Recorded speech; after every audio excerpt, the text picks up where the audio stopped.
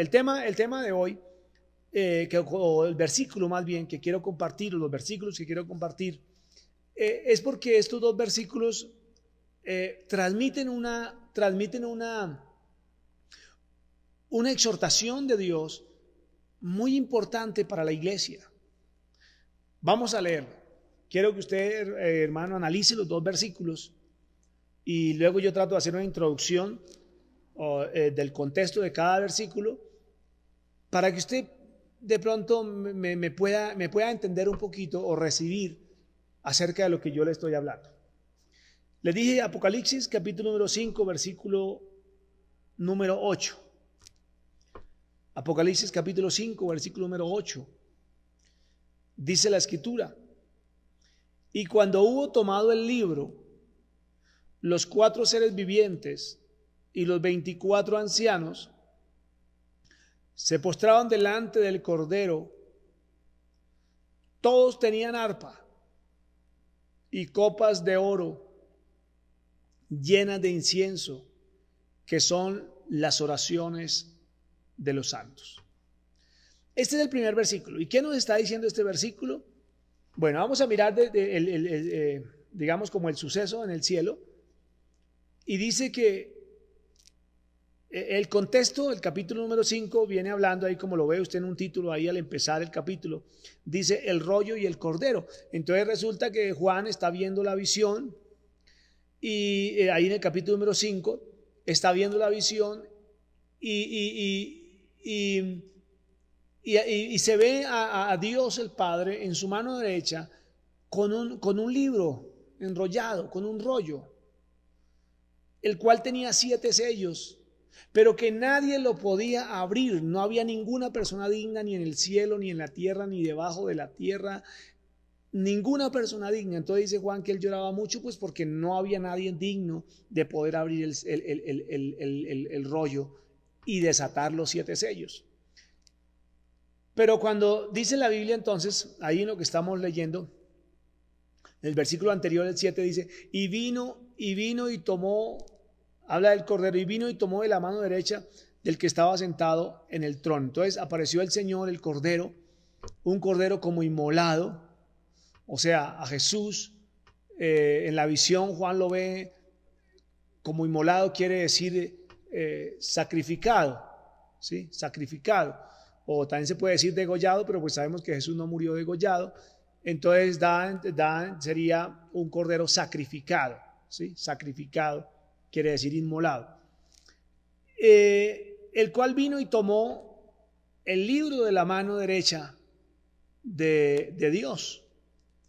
Cuando esto pasó, dice la escritura, los 4 seres vivientes y los 24 ancianos, todos, dice la escritura, que se postraron delante de Dios, pero resalta de que todos tenían arpas y copas de oro llenas de incienso, que son las oraciones de los santos. Entonces me voy a basar ahí, voy a tomar esa partecita que es de lo que quiero que compartamos en este momento, amados hermanos. Y es los dos últimos detalles, que tanto los 4 seres vivientes, o sea, los 28 personajes que aparecen allí, 4 seres vivientes, 24 ancianos, todos los 28 tenían arpas en sus manos, pero también tenían copas de oro en sus manos. Pero quiero que resaltemos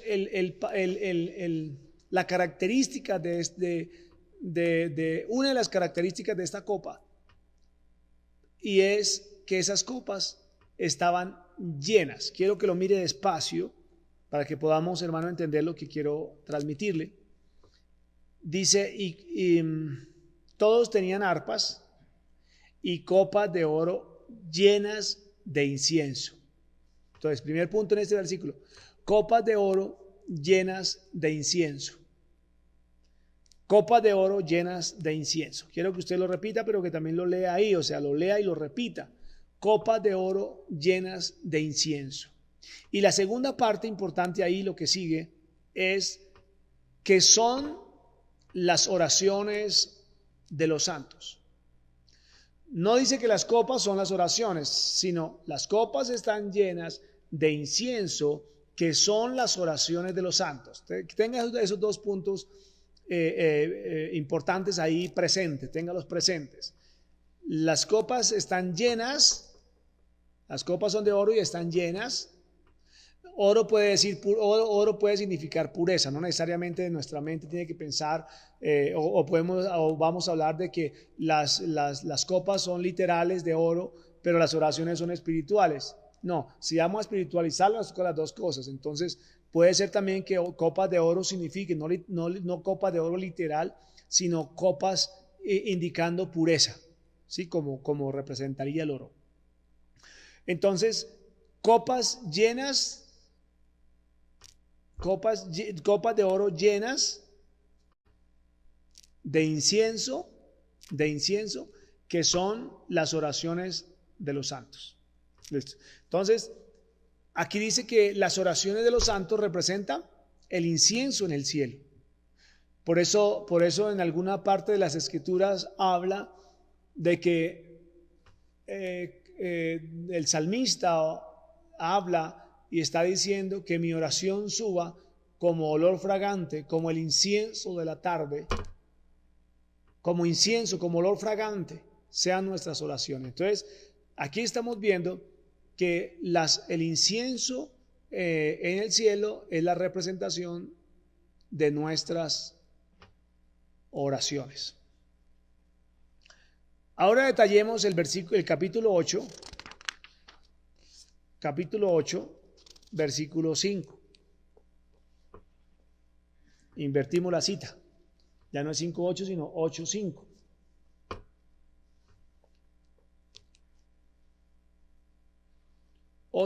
Capítulo 8, versículo 5. Y el ángel tomó el incensario y lo llenó del fuego del altar. Perdón, nos toca mirar el versículo 4 y 5. 4 y 5.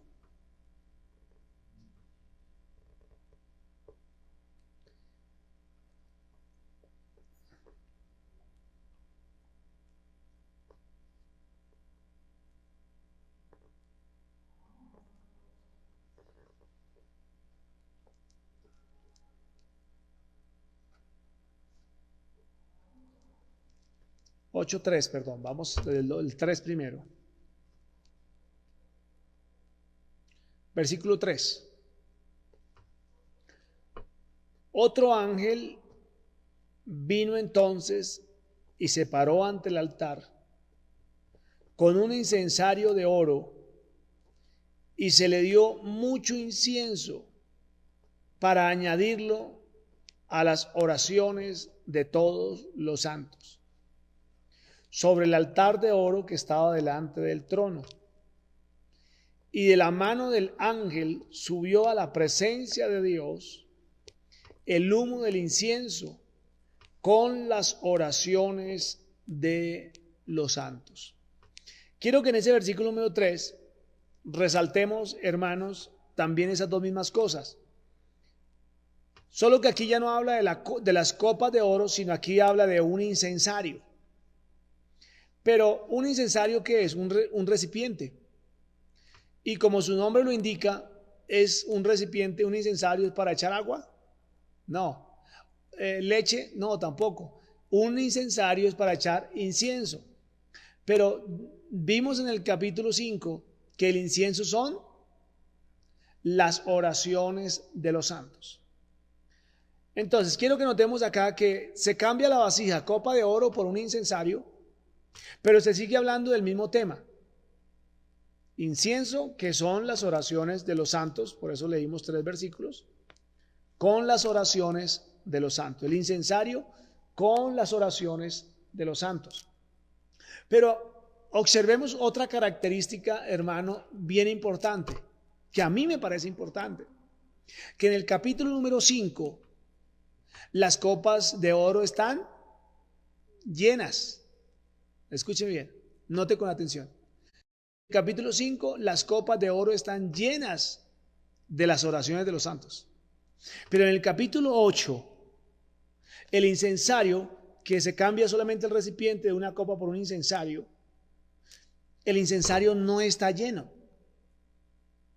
Sí tiene incienso, que son las oraciones de los santos, pero no está lleno. Por eso es necesario, aquí vemos que es necesario que el ángel vaya y tome del altar mucho incienso. ¿Mucho qué? Vaya y tome del altar mucho incienso, pero en el capítulo 8:5, en el versículo 5 del capítulo, en el versículo 8 del capítulo 5, vimos que el incienso son las oraciones y que Apocalipsis no lo podemos tomar literalmente. Entonces, a ver, imaginémonos un poquito. ¿Cree usted que en el cielo hay incienso? ¿Cree usted que en el cielo cogen incienso, un incensario literal y le echan incienso literal y sube humo literal al trono de Dios? No, entonces notemos que el lenguaje que se está utilizando acá es para ilustrar, como dice Lucas capítulo 18 en la parábola del juez, de la viuda y el juez injusto. Le refirió Jesús otra parábola acerca de la necesidad de orar siempre y no desmayar. O sea, que siempre la oración, que es el incienso, que son las oraciones, siempre esté permanente y no desmayar. Nunca. La oración siempre debe estar permanente, hermano, delante de Dios. Pero espero que haya podido, hermano, notar esas dos diferencias. Que en el capítulo número 5, las copas o el recipiente donde se echan las oraciones de los santos estaba lleno. Pero que en el capítulo número 8, la vasija en la que se echan las oraciones de los santos o el incienso espiritual, llamémoslo así, no está lleno. Tampoco dice que está vacío, pero no está lleno. Pero sí está escaso. ¿Por qué diría yo que está escaso? Porque el ángel tiene que ir al altar y tomar mucho incienso para añadirlo a las oraciones de los santos. Entonces, ya teniendo clara esta diferencia en estos dos, quiero que miremos ahora un poquito el contexto de los dos. O sea, porque usted va a decir, bueno, pastor, pero ¿qué quiere decir eso? No interesa, o sea, ¿qué importa? Que en un momento, que en un lugar esté lleno y que en el otro esté vacío. ¿Qué importa eso? Sí importa mucho si usted y yo miramos el contexto.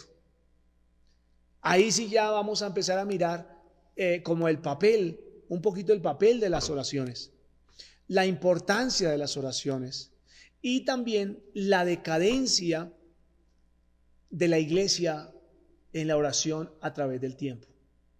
Entonces, devolvámonos un poquitico. Vamos a mirar, si quiere, por títulos rápidamente. Y usted va a mirar que en el capítulo número 1, pues es como la introducción donde el apóstol Juan se presenta que estaba en la isla de Patmos y recibió una revelación de parte del Señor, la revelación de Jesucristo. Luego, a partir del capítulo número 2, ya ahí vemos los mensaje a las 7 iglesias. Y ocupa el capítulo número 2 y ocupa el capítulo número 3. En el capítulo número 4 ya pasa el mensaje a las 7 iglesias y en el capítulo número 4 Juan es invitado a subir al cielo en el Espíritu. Es invitado a subir al cielo y en el cielo empieza a ver, dice ahí, la adoración celestial. Luego en el capítulo número 5, el apóstol Juan sigue viendo y es cuando dice que vio un rollo en la mano de Dios y el cordero que viene a abrir el rollo y los 7 sellos. En el capítulo número 6, empieza a hablar de que ese cordero empieza a soltar o a desatar los 7 sellos. Y en el capítulo número 6 suelta 6 sellos, quedando ello sin desatar. En el capítulo número 6. Y en el hay un espacio allí y se marcan los 144,000 escogidos de las 12 tribus de Israel. Y en el capítulo número 8, va a hablar del último sello, del séptimo sello, que se tiene que soltar, el séptimo sello. Y cuando se soltó el séptimo sello, vienen las 7 trompetas y las 7 copas de la ira de Dios. Bueno, paulatinamente, aunque algunos dicen que son los 7 sellos, las 7 trompetas y las 7 trompetas de la ira de Dios, algunos dicen que son los mismos 7 sucesos, de 3 maneras diferentes, a través de sellos, a través de trompetas y a través de las copas de ira, pero de eso de pronto hablamos un poquitico el domingo, si Dios lo permite, este domingo. Pero entonces, ¿por qué le digo esto? ¿Por qué le digo que miremos un poquitico el contexto? Porque uno es el contexto del capítulo 5, versículo 8, donde las copas están llenas de las oraciones de los santos, y otra es el contexto en el capítulo número 8, donde ya está hablando del fin. ¿Por qué? Porque ya dése cuenta que en el capítulo 8 aparece ahí séptimo sello, y el séptimo sello, wow, es impresionante lo que sucederá en el séptimo sello, pero para el séptimo sello ya vemos que la copa o el recipiente donde se echan las oraciones no estaba lleno como lo está en el capítulo número 5, versículo número 8. Bueno, entonces, si usted lee con cuidado aquí, creo que el capítulo número 6, a ver, miramos.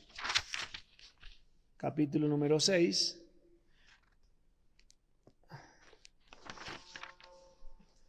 No, capítulo número 7.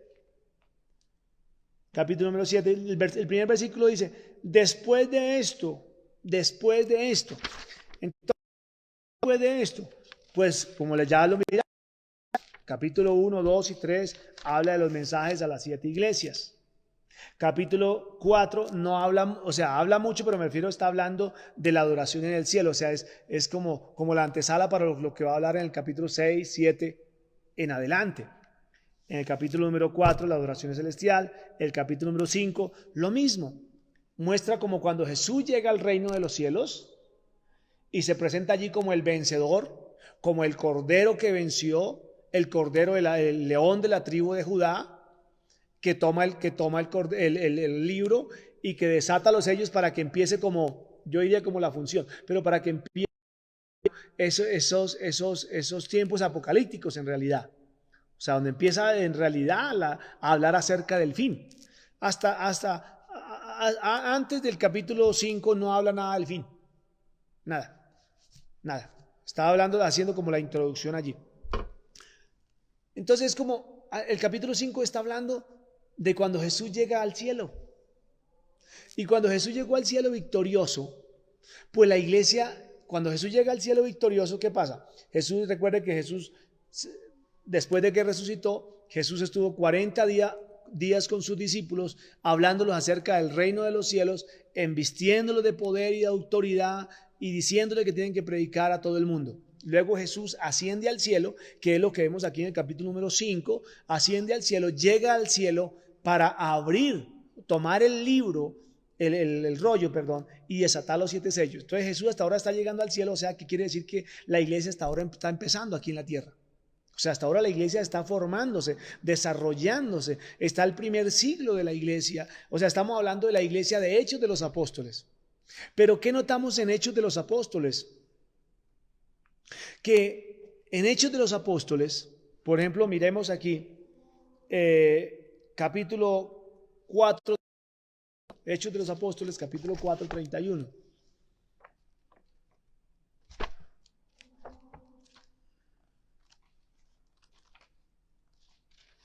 Hechos de los Apóstoles 4:31. Aquí está. Dice, venga, ¿de qué? 4:31. Bueno.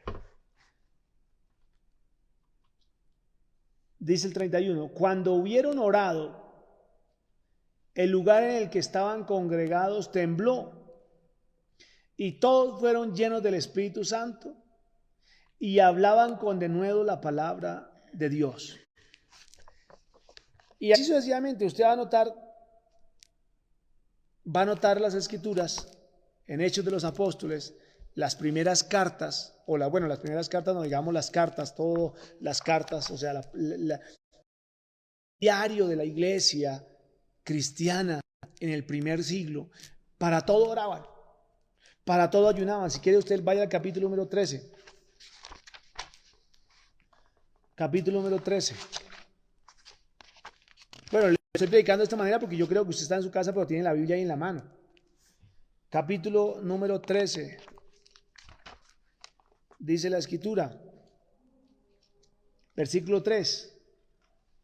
Entonces, habiendo ayunado y orado, les impusieron las manos y los despidieron.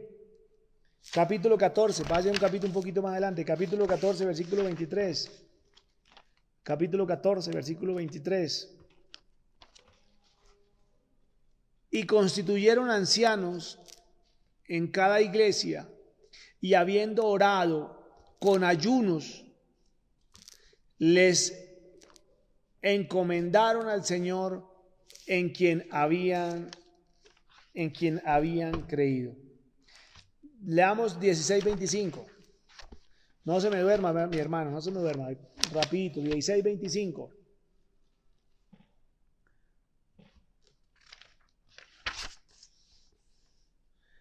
Pero a medianoche, ¿a qué horas? Pero a medianoche, orando Pablo y Silas, cantaban himnos a Dios y los presos los oían. Yo siempre he dicho, Dios mío, ¿cómo harán esta gente? Primero en la cárcel. Pero lo que más me llama la atención ahí es a medianoche. ¿Qué hace uno despierto a medianoche? ¿Qué hace un cristiano despierto a medianoche? Aunque hay algunos que quedan viendo películas hasta tarde. Pero hermanos, gloria a Dios, si un cristiano llega a medianoche, hermano, y poder orar a Dios y cantar himnos, hermano, uno a esa hora yo creo que no le dan ganas de cantar. Pero esta gente, hermano, tenía un espíritu diferente. No estoy hablando del Espíritu Santo, no estoy diciendo que un Espíritu Santo diferente, no. Tenían un espíritu diferente, porque la vida de ellos era orar. Y no solamente los apóstoles, yo creo que estoy hablando que entre más atrás, por ejemplo, usted ve en el Antiguo Testamento, aunque la gente no tenía el Espíritu Santo de Dios, porque mire, ahí es donde por eso le digo, un espíritu diferente, no me estoy refiriendo al Espíritu Santo de Dios. Porque usted ve, por ejemplo, Abraham, que era un hombre que siempre estaba en comunión con Dios. Elías decía, vive Jehová en cuya presencia estoy. O sea, es un hombre que por encima de su familia, por encima de su hogar, por encima de su oficio, por encima de todo, tenía relación con Dios. Ahora usted ve a Isaac. La Biblia dice que el temor de Isaac, o sea, Jehová era el temor de Isaac. Isaac fue un hombre muy temeroso de Dios, porque él sí conoció al Señor desde que estaba pequeñito, desde cuando lo fueron a ofrecer como ofrenda a Dios. Pero dice la Biblia que cuando Isaac tenía 40 años, acuérdense, ¿verdad? Cuando se iba a casar con Rebeca, cuando le trajeron a Rebeca, Isaac había salido a meditar al campo. Y la Biblia dice, bienaventurado el que en su ley medita de día y de noche. Isaac, aparte de la oración, hacía meditación. No estoy hablando de levitación ni nada de cosas espirituales, raras, no. Meditar en el Señor, o sea, salir al campo. Es que hay gente que dice, no, yo en lugar de orar, yo me pongo a pensar ahí en la mente con el Señor. No, eso no es meditar. Ni confunda eso, pensar en la mente con el Señor, a orar. No confunda eso con orar. Orar es cuando usted, hermano, saca un tiempo especial, se arrodilla, se postra delante del Señor y habla con Dios. Eso es orar. Meditar, Isaac, aparte de orar, sacaba un tiempo y se retiraba para el campo. No es que no tuviera nada que hacer. Sacaba un tiempo, hermano, y se retiraba para el campo a meditar en el Señor. La Biblia habla aún de meditar estando en vuestras camas, meditando en vuestros corazones, estando en vuestras camas. Entonces, desde la antigüedad y aquí en lo que estamos viendo en el Nuevo Testamento, vemos una iglesia, Por eso el capítulo 5 está hablando de una iglesia que en el primer siglo, una iglesia que en su comienzo, hermano, oraba por todo. Oraban, ayunaban, iban a mandar escogían a alguien, hermano, iban a escoger a alguien para que sirviera a las mesas y se ponían a orar y ayunar. Señor, ¿a quién escoge? Y escogían a 7 nomás. De una multitud escogieron nomás a 7, pero oraron, ayunaron. Necesitamos extender la obra de Dios, Señor, y oración y ayuno, hermano, y Dios, hasta que el Espíritu de Dios les hablaba. Y bueno, envíen a estos dos. Que estaban en la cárcel, oración y ayuno. Los que estaban afuera de la cárcel, hermano, oraban, clamando a Dios que los fortaleciera, que les diera palabra, que los respaldara. Hermano, y uno veía cómo el respaldo de Dios se daba en toda la iglesia. Usted lee Hechos de los Apóstoles y uno dice, Dios mío, eso parece una película, no sé, de fantasía, porque es tantas las cosas que pasaban. Eran tanta la gloria de Dios que se movían estos apóstoles. Pero ¿cuál era el secreto de ellos? Que ellos hacían que arriba en el cielo la copa permaneciera llena de incienso, de oración. La Biblia enseña que por haberse multiplicado la maldad, el amor de muchos se enfriará. Pero venga, el amor de muchos, ¿a quién se refiere? Esos muchos, ¿a quiénes son? ¿A los inconversos o a los cristianos? Porque se sobreentiende que si se multiplica la maldad no es en los cristianos. Se sobreentiende que la maldad se va a multiplicar es en los inconversos. Y si se multiplica la maldad en los inconversos, pues de lógico hace rato perdieron el amor, o sea, no tienen amor. No se les va a enfriar el amor, por el contrario, se les enfría el amor y por eso es que la maldad se le multiplica en ellos. Pero dice, por haberse multiplicado la maldad, el amor de muchos se enfriará. O sea, la maldad se multiplica en los impíos. Pero eso está haciendo que con el paso de la maldad, la multiplicación de la maldad, el amor en los cristianos se venga perdiendo. Y entonces, por eso la Biblia condena en el Apocalipsis, en el capítulo 2, 3, cuando habla de las 7 iglesias, condena a una iglesia diciéndole, arrepiéntase. ¿De qué se arrepiente? Pues del pecado. A excepción de Dios, que cuando se arrepiente no se utiliza la palabra arrepentimiento como los hombres, sino otra palabra para decir dolor. Pero entonces, si el Señor le dice arrepiéntate y mira de dónde has caído, es porque has dejado el primer amor, es porque dejar el primer amor figura como un pecado. ¿Por qué? Porque, hermano, en el primer amor, uno lo ve en la iglesia, uno lo ve en los cultos, en un recién convertido. Ese es el primero que llega a culto. Y entonces cuando uno ve que un recién convertido llega primero al culto, no ha empezado el culto y ya le está ahí en la puerta, entonces uno se acuerda cuando uno empezó, uno dice, ay, Dios mío, así era yo. Y ahorita llego de últimas, ahorita llego al amén. Hay veces ve uno a esas personas, hermano, en su primer amor, recién convertidas, y los ve uno que se postran, que oran, que claman, que lloran delante de Dios. En todos los cultos lloran, se sientan ahí a llorar de gozo, de felicidad, de estar en la presencia de Dios. Y lo mismo, uno se acuerda de uno. Y yo me acuerdo, hermanos, le cuento aquí algo personal. Pero yo me acuerdo, hermano, que hubo un tiempo en que yo cogía la Biblia 3 horas. Lea 3 horas. Terminaba de orar, de leer la Biblia 3 horas y me arrodillaba 3 horas a orar. Y así descansaba 1 hora y volvía otra vez, 3 horas de rodillas, 3 horas de la palabra. Y ahora me pongo a mirar y yo digo, Dios mío, ¿qué está pasando? ¿Por qué he dejado ese primer amor? ¿Por qué? Entonces, ¿qué está pasando? O sea, le digo esto para que ilustremos los 2 versículos en los que estamos haciéndole énfasis. Porque cuando la iglesia primitiva, bueno, primitiva no se debe decir, pero cuando la iglesia del primer siglo estaba en su primera, hablemos de una sola iglesia porque en realidad es una sola iglesia. Cuando la iglesia estaba en su primer amor, la iglesia del primer siglo, hermano, oraba por todo, oraba para acostarse, para levantarse, para subirse al bus, oraba para comer, oraba, hermano, oraba para todo. Cuando hermano, tenía dudas de alguna cosa, yo metía vigilia. Pero la iglesia, después de un tiempo, puede ser por el materialismo, por el libertinaje, por las falsas enseñanzas, porque hay gente que dice, no, es que con la alabanza también se puede, la alabanza también es un arma, igual que la oración. Entonces han dejado la oración a un lado y se han puesto solamente esa a las iglesias y creen que eso es guerra espiritual. Hermano, no tiene que bajarse de esa nube, no tiene que bajarse de esa nube. Sí es cierto que la alabanza es un arma poderosa, pero la alabanza, la adoración es muy poderosa. Claro que sí, pero es muy diferente, hermano, música a adoración. Son dos cosas muy diferentes. Bueno, entonces la iglesia en el primer siglo, en su primer amor, hacía que en Apocalipsis 5:8 las copas de oro. Es más, note la diferencia entre copas de oro e incensario. O sea, ya les dije que oro representa pureza. Pureza.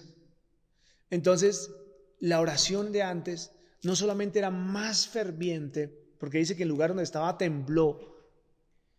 Alguien dice, no, pues de pronto hubo un terremoto. Otro puede decir, no, es que habían miles de cristianos orando y las voces hicieron mover la estructura. No, la Biblia dice el lugar donde estaban tembló. O sea, atrajeron tanto la presencia de Dios, era tan sincera su oración, era tan pura su oración, que el lugar donde estaba tembló. Entonces, esa copa de oro representaría entonces, hermano, una oración muy pura, muy pura. Esa gente, si le decía al Señor, si oraba y le decía al Señor, te voy a servir. Usted ve a Pedro, con sus errores y todo, pero usted lo ve a Pedro diciendo, Señor, yo nunca te dejaré, no te negaré.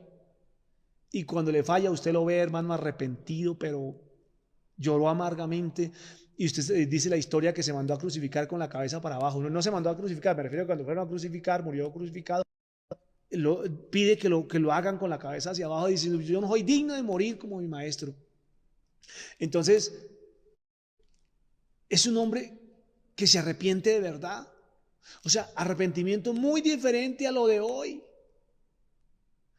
Hermano, gente que se ha descarriado, quién sabe, cristianos que se han descarriado 15, 20 veces. Eso, ahí no hay arrepentimiento, ahí lo que hay es remordimiento. Entonces, podemos ver cómo la gente se arrepentía de verdad. Se arrepentía de verdad. Dejaban padre, madre, hijos, lo que fuera, por seguir al Señor.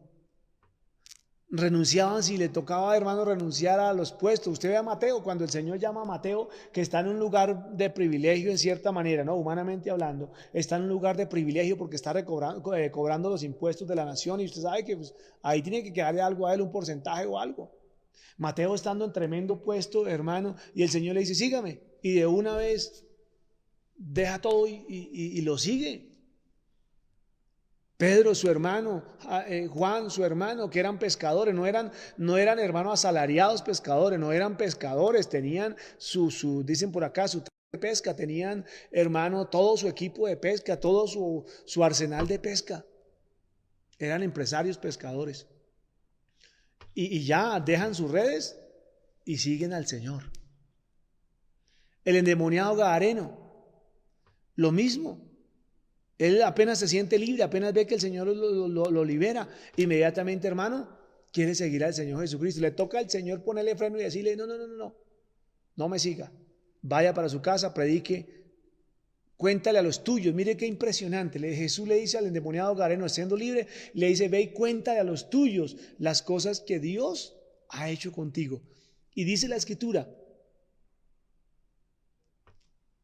o sea, muestra la Escritura y dice, pero muestra que el hombre tuvo un entendimiento, o sea, fue tanta la liberación del Señor Jesús hacia ese hombre que tuvo un entendimiento tan claro que Jesús le dice, ve y cuéntale a los tuyos, pero él entendió que los tuyos no era únicamente la casa, No era únicamente la familia, porque dice la Biblia que se fue y predicó en todo Decápolis. Decápolis no era el barrio ni era el pueblo donde él vivía. Decápolis era una región de Gadara. O sea, Gadara pertenecía a la región de Decápolis. Y él predicó en toda Gadara, que era su municipio, su lugar, su pueblo, pero también predicó en toda la región. ¿Notan la diferencia? Pero a diferencia de hoy, hermano, mire, hoy la gente no predica ni pagándole. Ni pagándole. La gente, hermano, a un culto de oración le tiene miedo. La gente, hermano, vigilias. No vigilan porque es que al otro día tienen que trabajar. Pero hermano, pero si llega a ver una película buena, una final de fútbol, bueno, qué sé yo, cualquier cosa de la carne, ahí está el cristiano pendiente. Ahí sí no le importa si al otro día tiene que trabajar, si al otro día tiene que, hermano, tiene compromiso, le toca duro, pesado, no importa. ¿Por qué? Porque el mundo ama lo suyo. Y la carne pues busca las cosas de la tierra. En cambio el espíritu tiene que buscar las cosas de arriba.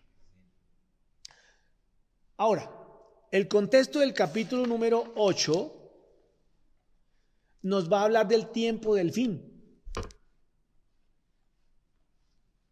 Si usted quiere, hermano, mirar ahí en el capítulo número 6, que empieza a hablar de los sellos, usted va a ver, hermano, que, bueno, el primer sello hubo hambre, hubo muerte con el segundo sello. Bueno, en todos los sellos empezó a haber, hermano, cosas terribles en la tierra. O sea, está hablando ya del fin, del tiempo del fin, de cómo los años van pasando, hermano, y las cosas se van agravando. O sea, se vuelve más peligroso todo. Hay muerte, hay guerras, hay de todo. Y cuando llegamos al capítulo 8, estamos viendo, si quiere leamos un poquitico los primeros versículos. Sello, estoy leyendo capítulo 8, 1, versículo 1. Cuando abrió el séptimo sello, note la diferencia entre los otros 6. Yo le invito a que lea el capítulo número 6, donde habla de los 6 sellos anteriores. Y verá que en este séptimo sello, fue algo impresionante en el cielo y en el espíritu. Cuando abrió el séptimo sello, se hizo silencio en el cielo como por media hora.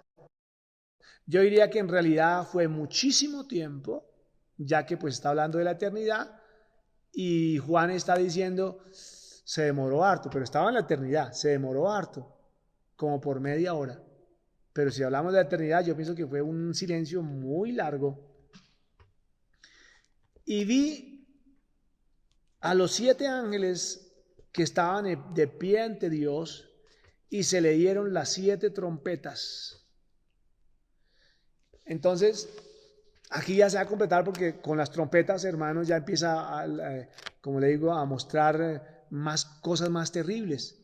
Y luego las 7 copas de la ira, cosas más terribles. Entonces, por eso yo digo que en el capítulo número 8 ya está hablando de una iglesia en el fin del siglo, en el fin del mundo, o en el fin del tiempo, o en el tiempo final, en la recta final, aquí en la tierra, donde las cosas, hermano, van a ser muy terribles. En esa última semana que habló el profeta Daniel, van a haber cosas muy terribles y hoy estamos viendo cosas muy terribles. Lo que pasa es que, hermano, están pasando 2 cosas ahorita en este 2020. Estamos viendo cosas extraordinarias que espiritualmente dicen mucho, espiritualmente son terribles, dicen mucho. Y 2, que nosotros no queremos creer. Nosotros, hermano, nos muestran las evidencias. Y nosotros no queremos creer, estamos tan como Lot y su familia en Sodoma, estamos tan amañados en este mundo perverso que le pasa como la mujer o el hombre o la mujer que se vuelven masoquistas. Hermano, en un mundo ingrato, cruel, terrible, hermano, y lo amamos. Lo amamos, queremos vivir, queremos quedarnos ahí cuando el Señor nos ofrece, hermano, cielos nuevos y tierra nueva, donde mora la justicia, donde no hay muerte, llanto ni dolor. Acordémonos de las palabras del Señor Jesucristo, que dice que nuestra ciudadanía no es de esta tierra, que nuestro reino, igual que el Señor Jesús, no es de este mundo, no es de este mundo, hermano. Entonces, por eso, usted va a notar hoy, aquí en el capítulo número 8, que ya la copa, donde está la oración de los santos, ya no es una copa de oro. ¿Por qué digo que es diferente? Porque usted note, hermano, las oraciones las oraciones que están en la Biblia. Si quiere haga un listado, propóngase, si quiere diga, el pastor Miguel me dejó una tarea. Propóngase, hermano, coja cualquier parte de la Biblia donde hayan oraciones y escoja 20 oraciones, haga una tarea, 20 oraciones, proponga tarea, buscar en la Biblia 20 oraciones. Segundo punto de la tarea, ¿en cuál de esas 20 oraciones o en cuántas de esas 20 oraciones ellos pidieron plata? O sea, que en su oración diga, Padre, te pido una casa, un carro, te pido, Señor, 1.000 millones, 200.000 millones. Te pido, Señor. Le dejo eso de tarea. ¿Por qué, hermano? Porque usted si hace la tarea, usted va a llegar a la conclusión que la oración de ellos en el capítulo 5 era una copa de oro, porque la oración de la iglesia en su primer siglo no era materialista. No era una oración enfocada en el dinero, en la prosperidad. Pero hoy, hermano, en estos últimos, ¿qué le digo yo? Tal vez en estos últimos 30 años, ya la copa de oro se cambió por un incensario. Sí, se echan oraciones, pero ya las oraciones no son tan puras, vuelvo y repito, porque todas son materialistas. A toda hora estamos pidiendo plata. Señor, plata, Señor, plata. ¿El Señor dice, pídame plata? No, dice, no se preocupen por qué van a comer o qué van a vestir mañana. Si mi Padre sabe de qué cosas tienen necesidad, hermano, yo digo, Dios mío, perdóname, Señor. Porque yo no puedo llegar a creer, porque yo no puedo llegar a desechar esa mente materialista. Porque, hermano, así como los dones, usted le puede pedir a Dios el don de ciencia, pero si usted es bien chismoso, Dios no le va a dar el don de ciencia nunca, jamás. Porque todo lo que Dios le muestre, usted lo cuenta. Señor, yo quiero el don de hacer milagros.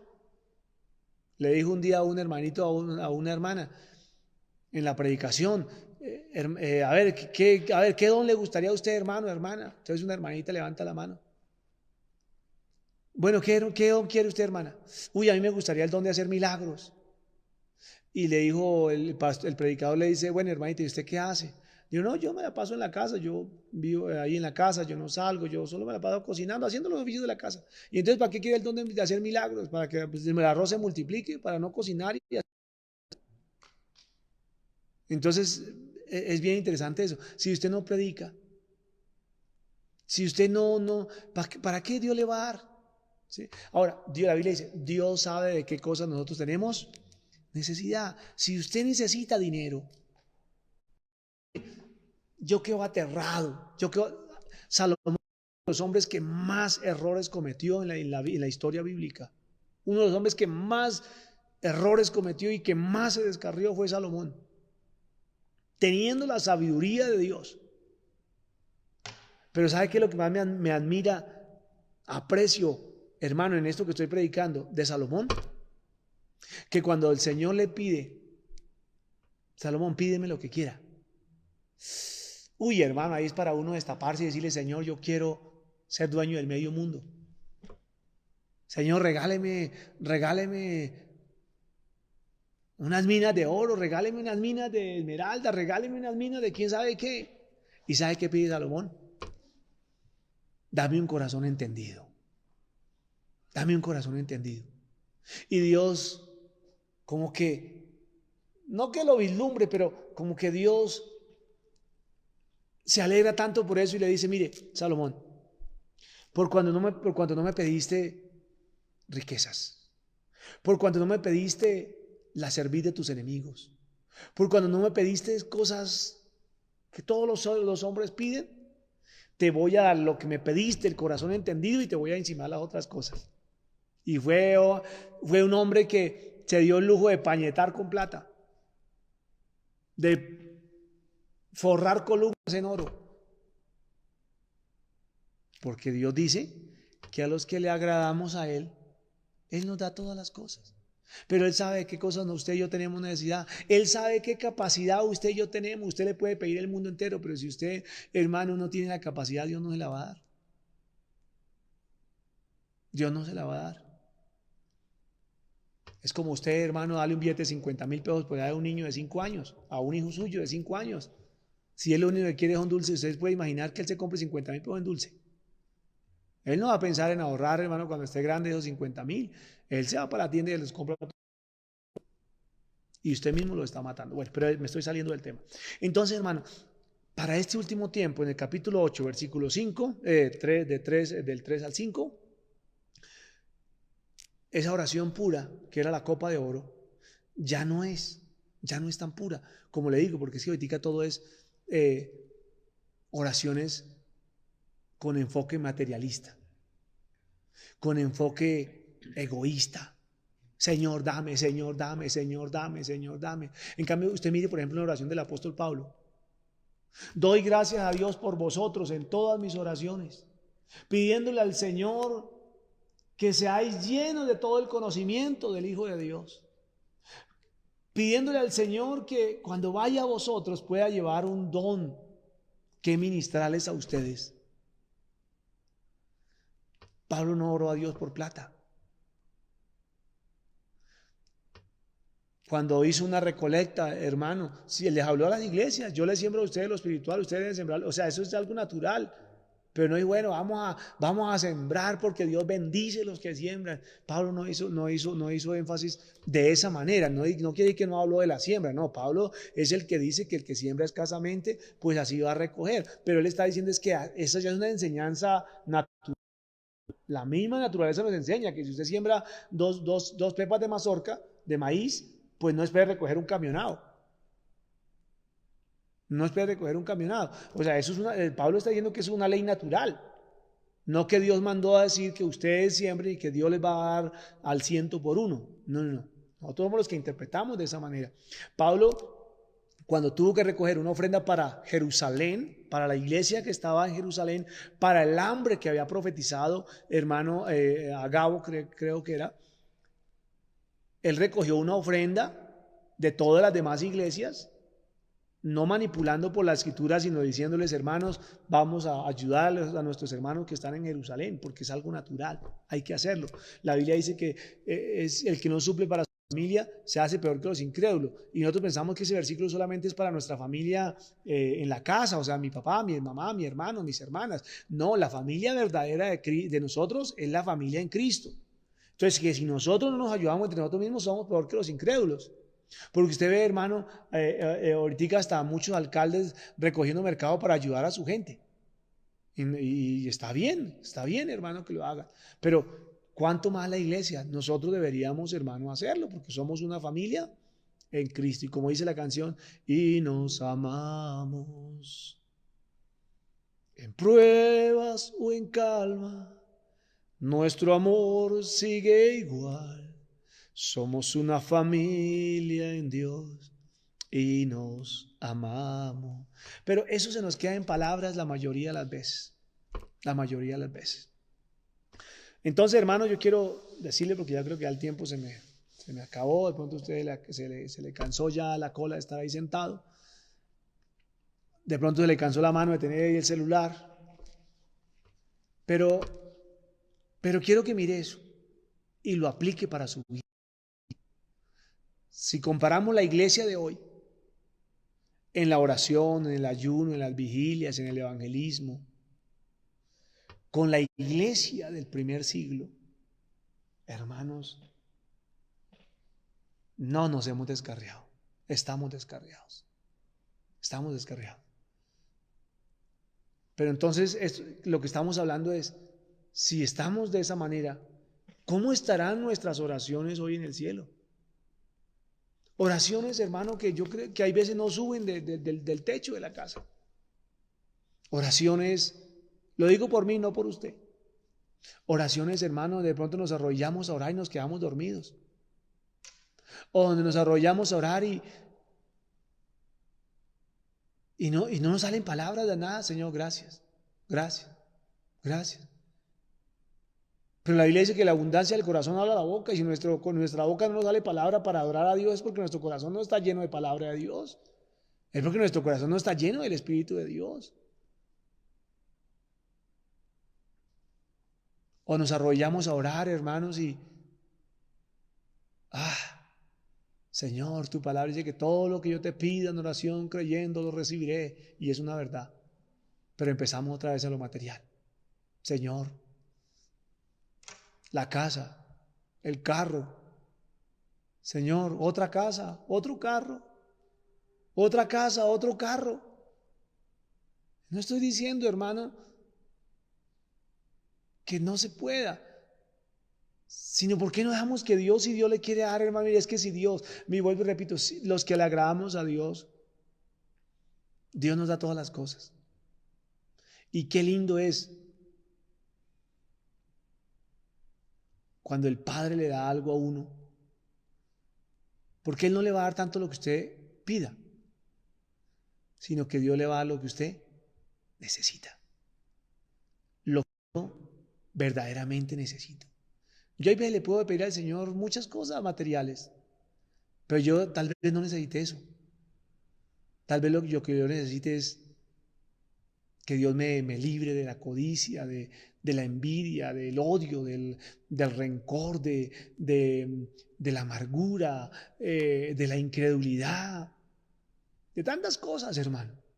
Entonces, hermanos, básicamente quería decirles quería que miráramos estos dos versículos y que pudiéramos notar cómo en el capítulo 5 está hablando de Jesús cuando llega al reino de los cielos, y la iglesia hasta ahorita está aquí empezando en la tierra.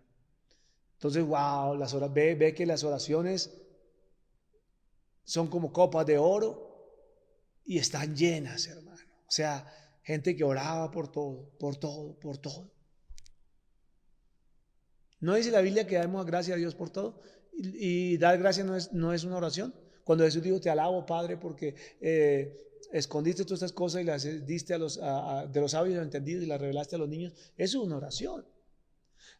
Dice que tomó el pan y dando gracias lo dio a sus discípulos. Eso es una oración. Padre, te doy gracias por este alimento, lo cogió, lo partió y a los discípulos. Eso es oración. Pero la iglesia hoy en día, como le digo, hermano, en la vigilia del 31 de diciembre, oran para todo el año. No, así no es, hermano. Entonces quiero que nos miremos cómo la iglesia de hoy estamos tan escasos de oración. Mire, le damos otra cita, ya con esto terminamos y oramos para irnos a descansar. Efesios capítulo 6, 18. Efesios capítulo 6, 18.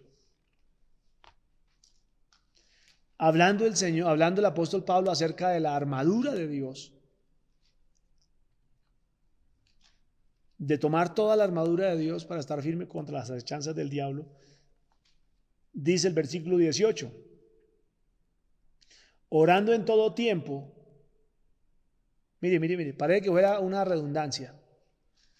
Orando en todo tiempo, con toda oración y súplica en el Espíritu. ¿Sí nota que pareciera una redundancia? Orando en todo tiempo, con toda oración. Orando en todo tiempo, con toda oración. Suena como redundante, pero es como cuando el Señor dice, de cierto os digo. Pudiera decir, de cierto os digo, y ya. Pero esa redundancia está diciendo, o sea, está recalcando la importancia. O sea, póngale mucha atención a lo que está diciendo, con muchísima atención a lo que le digo.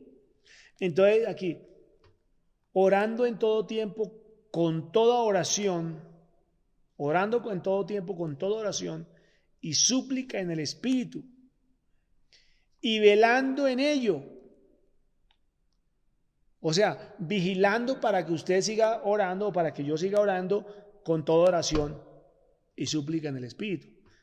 Y velando en ello con toda perseverancia, porque hay veces uno dice, ay, Dios mío, hoy no. Bueno, pero mañana sí, gloria a Dios. No, no, no. Ahí el versículo está diciendo, velando con toda perseverancia. O sea que, venga, espere. Hoy no oré, pero quiere decir que todavía lo puede hacer. Entonces no diga mañana, entonces sí me voy a poner pilas a orar. No, usted dice la Biblia que usted mismo se convierte en vigilante de ese propósito de orando en todo tiempo con toda oración y súplica en el Espíritu, velando en ello con toda perseverancia y súplica por todos los santos. O sea, que no solamente eso suceda en mí, sino que también Dios derrame en mi hermano espíritu de oración. Que Dios derrame también en toda la iglesia espíritu de oración. Que mis hijos sean columnas de oración. Que mi esposo o mi esposa sea una columna de oración. Eso es lo que está diciendo el versículo. Pero que usted debe velar por su vida espiritual. Debe velar, hermano, porque su oración crezca y no disminuya. O sea, que si usted, hermano, oraba 1 hora en todo el día, repartido en varias secciones, vele, persevere, vigile, para que esa hora se convierta en 1 hora y media, para que esa 1 hora y media se convierta en 2 horas, para que esas 2 horas se conviertan en 3 horas, y no por el contrario. Señor, había un muchacho, un hombre, escuché de un cristiano que cuando le ponían los alimentos, dice estos alimentos, era Señor, bendice esto, y ya, señalaba con la boca el plato. Hermano, le digo, hermano, si la Biblia ya nos muestra que para el último tiempo la iglesia arriba va a estar muy falta de oración. Tal vez diga, no, pero pastor, no se preocupe por eso. Dios mandará un ángel que derrame mucha oración sobre nuestras oraciones. Sí, pero ahí lo está haciendo en forma general por la iglesia. Pero recuerden lo que Jesús le dijo a Pedro.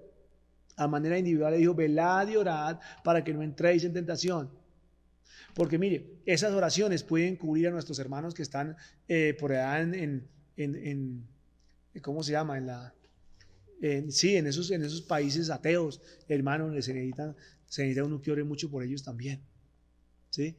Pero venga, cuando le llegue la prueba, ¿usted qué? Si usted no ha sembrado oración, ¿cómo va a recoger oración? Entonces, hermanos, por eso es que la Escritura dice que debemos orar los unos por los otros.